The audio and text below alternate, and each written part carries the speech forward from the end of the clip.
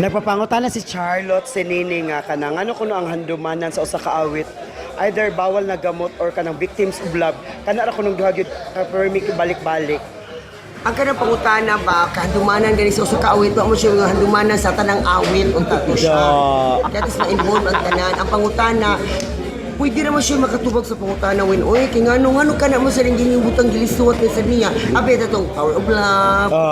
One more time, kanang pandang sa ilaw, sa pandan, bisag timsong siya, oy, abi, ka na ba, iya ka na iisip ko, andili kay, ganong kuno nga, dumanan, mabauna kuno ipatukar.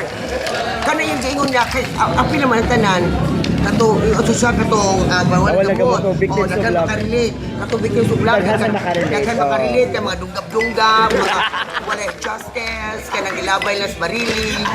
So, meaning walay Justice, walay kitawag nga, victims of love, kaya pa, kan mo, ganahan sa kuniya, pero, maingon siya nga, ngano ka na, kapila na siya, sa usa ka tuig kapila mo siya maminaw ang dumanan. kasi kaduhara siguro, kaduhara makakanta yan. Kaduhara na siya ni kanta. Kaduhara makakanta kabay kadaghan pero balik-balik yun daw.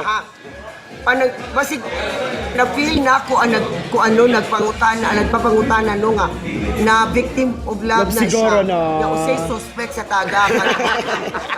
So angay buhaton niya unsa Ang man? buhaton niya kada bang magunahuna sad siya nga kadang Or magpadasyag ka ng letter niya, lain nga team song. Padasyag letter nga para nga Lain sad ang team song para mo lahi.